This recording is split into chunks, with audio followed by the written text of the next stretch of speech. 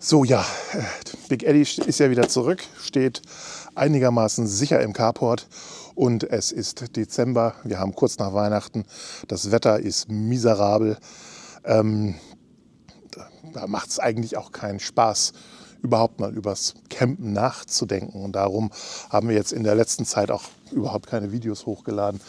Aber tatsächlich müsste man sich mal die Frage stellen, was wäre eigentlich, wenn man Camping fahren müsste?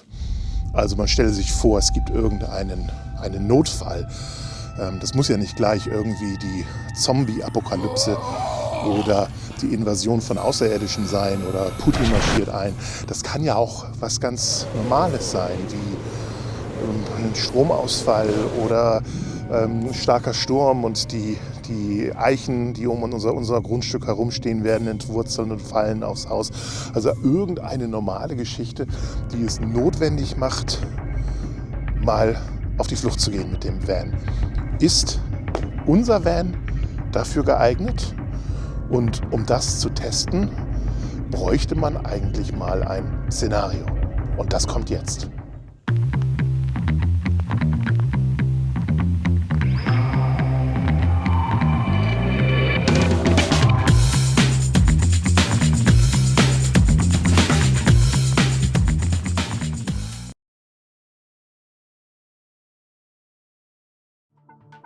Der Hurricane Hercules fegt über Hamburg und das südliche Schleswig-Holstein und hinterlässt eine Schneise der Verwüstung. Vielerorts ist es zu Stromausfällen gekommen. Der öffentliche Nah- und Fernverkehr ist komplett ausgefallen. Alter Verwalter, das stürmt da draußen. Also ich mache mir echt Sorgen, dass die großen Eichen hier entwurzelt werden. Und das wäre nicht gut. Die würden entweder auf das Haus vom Nachbarn fallen oder sie würden auf unser Haus fallen und wahrscheinlich genau ins Schlafzimmer rein. So, und aus diesem Grunde denke ich tatsächlich drüber nach, heute im Van zu schlafen. Ich muss den Van nicht mal aus dem Carport bewegen. Ich bleibe direkt am Haus stehen, aber im Carport ist der weit genug weg von den Bäumen. Und das wäre wahrscheinlich eine gute Lösung. Bei dem Sturm wäre es auch sicherlich sinnvoll, den Van so ein bisschen startklar. Ist jetzt hier gerade das Licht ausgegangen oder was? Sag mir jetzt bitte nicht, dass wir einen Stromausfall haben. Das braucht man jetzt auch nicht unbedingt. Aber selbst wenn es so wäre, dann hätte ich ja, ich bin ja vorbereitet. Ich habe da eine Stromausfallkiste. Da sind so ein paar Lampen drin, Kerzen, Batterien, Stirnlampen etc., Verlängerungskabel für die Batterie im Van. Aber wenn ich im Van schlafe, da ist genug Strom, dann ist das kein Problem. Gucken wir mal, wie das weitergeht. Ich würde vorschlagen, wir gehen jetzt einfach mal in den Van und machen uns da das gemütlich. Bevor wir aber in den Van gehen, gucke ich nochmal, ob es sich hier wirklich um einen Stromausfall handelt. Ich gucke mal in den Sicherungskasten, gucke mal, was bei den Nachbarn los ist. Und sobald ich das geklärt habe, melde ich mich wieder. So, es hat sich bestätigt. Es ist tatsächlich ein Stromausfall. Stromausfall verbunden mit dem Sturm lässt mich definitiv heute im Van schlafen. Ich werde mal mein kleines Notfall-Kurbelradio rausholen und gucken, was es da in den Nachrichten zu diesem Thema gibt. So, da ist es, mein kleines Kurbelradio. Batterien sollten geladen sein. Gucken wir mal, was los. Guten Tag, hier ist der Notfallnachrichtendienst für NDR Info. Es ist Donnerstag, der 26. Dezember um 16:30 Uhr. Das Sturmtief Hercules zieht weiterhin mit Windgeschwindigkeiten von über 120 Kilometern pro Stunde von Nordwesten Deutschlands über Hamburg hinweg in den Südwesten. In Hamburg und weiten Teilen des Umlands kommt es zu massiven Störungen der Stromversorgung. Die Lage wird von den zuständigen Behörden als schwerwiegend, aber kontrollierbar eingeschätzt. Die wichtigsten Informationen zur Lage der Stunde: Stromausfälle. Derzeit sind fast alle Haushalte in und um Hamburg betroffen. Die Stromversorger arbeiten mit Hochdruck daran, die Versorgung wiederherzustellen. Es wird jedoch erwartet, dass die Ausfälle in den betroffenen Gebieten bis zu 48 Stunden andauern könnten. Verkehr. Zahlreiche Straßen sind durch umgestürzte Bäume und Strommasten blockiert. Polizei und Feuerwehr sind im Dauereinsatz. Reisen vermeiden. Nutzen Sie nach Möglichkeit keine Straßenfahrzeuge. Bleiben Sie zu Hause.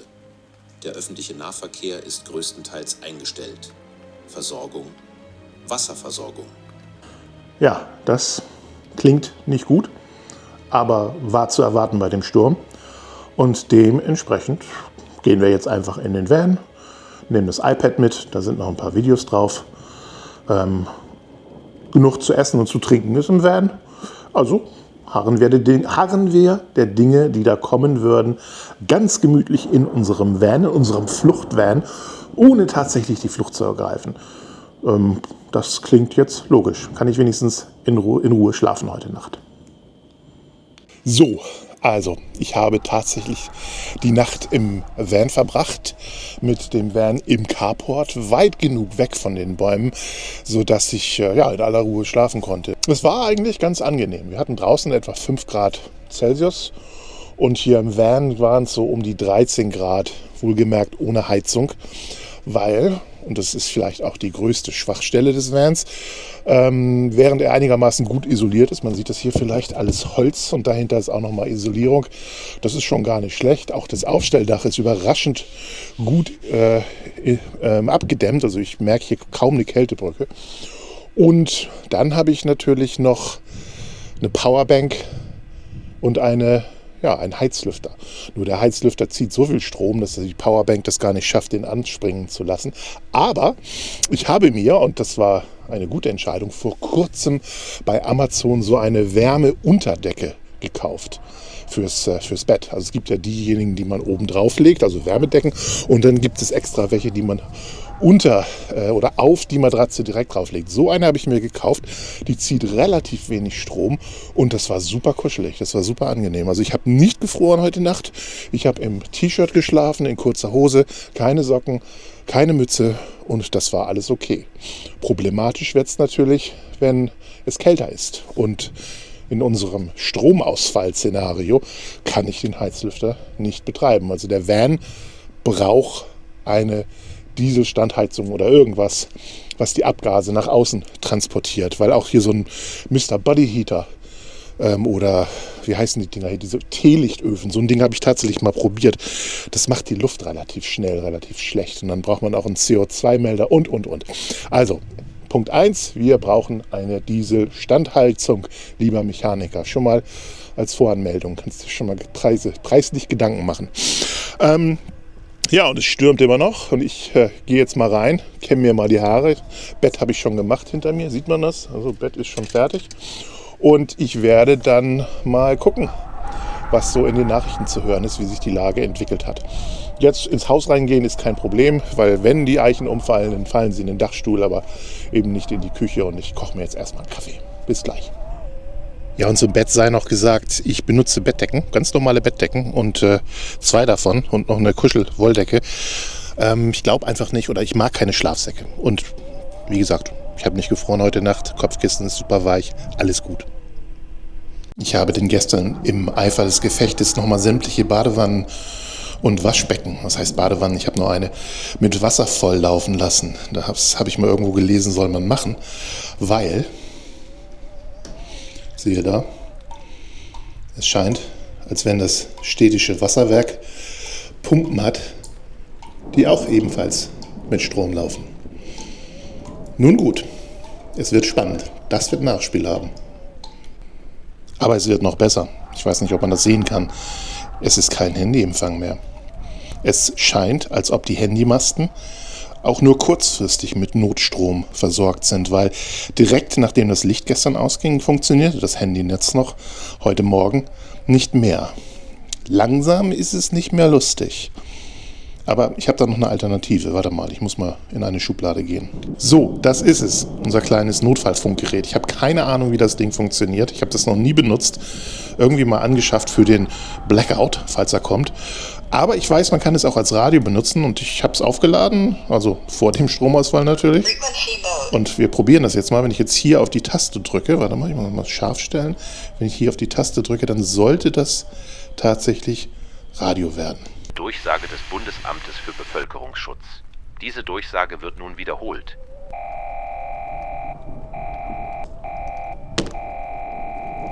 Achtung! Achtung! Hier spricht der Notfallradiosender des Bundesamtes für Bevölkerungsschutz. Dies ist eine wichtige Durchsage für alle Bürgerinnen und Bürger.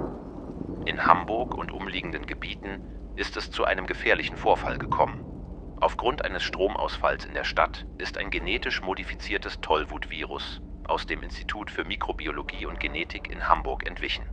2 infizierte Mitarbeiter des Instituts haben das Virus nach außen getragen.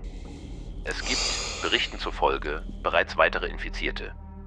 Dieser Virus befällt das zentrale Nervensystem von Menschen und Säugetieren und führt zu extrem aggressivem Verhalten gegenüber anderen Personen. Das Virus wird durch direkten Kontakt mit Körperflüssigkeiten wie Speichel, Blut oder anderen Sekreten übertragen. Besonders gefährlich sind Bisse, Kratzen und Anspucken durch Infizierte. Erste Symptome treten nach etwa 2 Stunden auf und Infizierte können bereits nach einer Stunde andere Personen anstecken. Die Das ist nicht wahr. Sicherheitskräfte haben mit der Abriegelung betroffener Gebiete begonnen. Bleiben Sie ruhig und folgen Sie den Anweisungen der Behörden. Evakuierungen können kurzfristig angeordnet werden.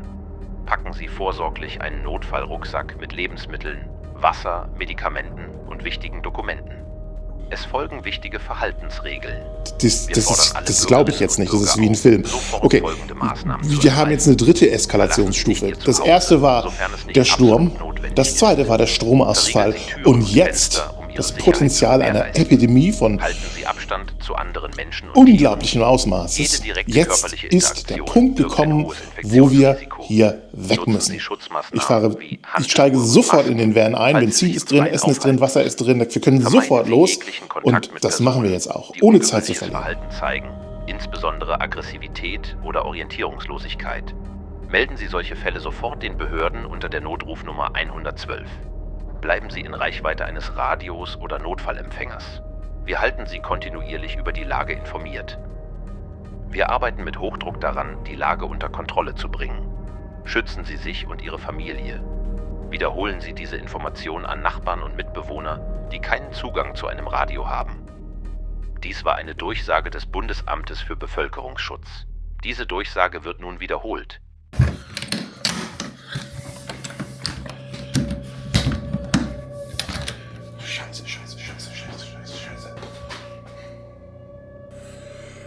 So, die Ansage kam vor etwa 2 Stunden im Radio. Und bevor ich mich jetzt hier auf den Weg mache, also fluchtartig das Haus verlasse, möchte ich doch zumindest noch mal gucken, wie das da draußen auf der Straße aussieht. Ich kann mir nicht vorstellen, dass 2 Stunden später hier schon...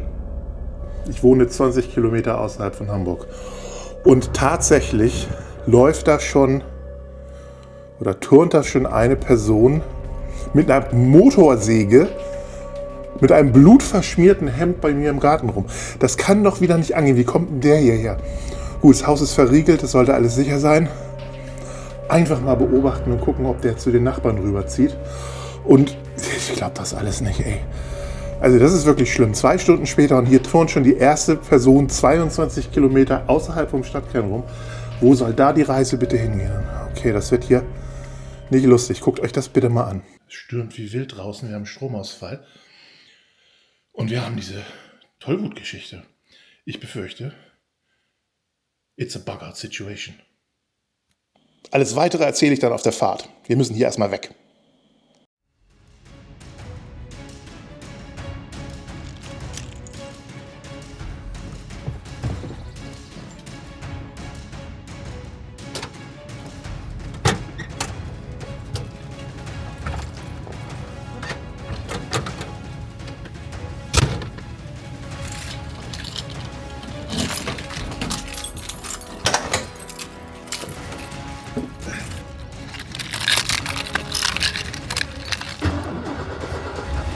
Yes!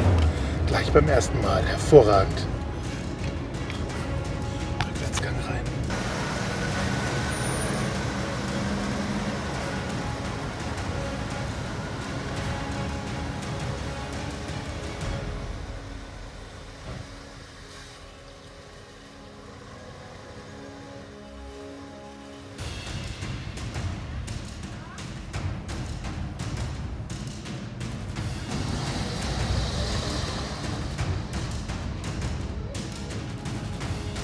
Bleiben Sie zu Hause, Verschließen Sie Fenster und Türen. Vermeiden Sie jeglichen Kontakt zu unbekannten Personen. Bleiben Sie zu Hause. Bleiben Sie zu Hause.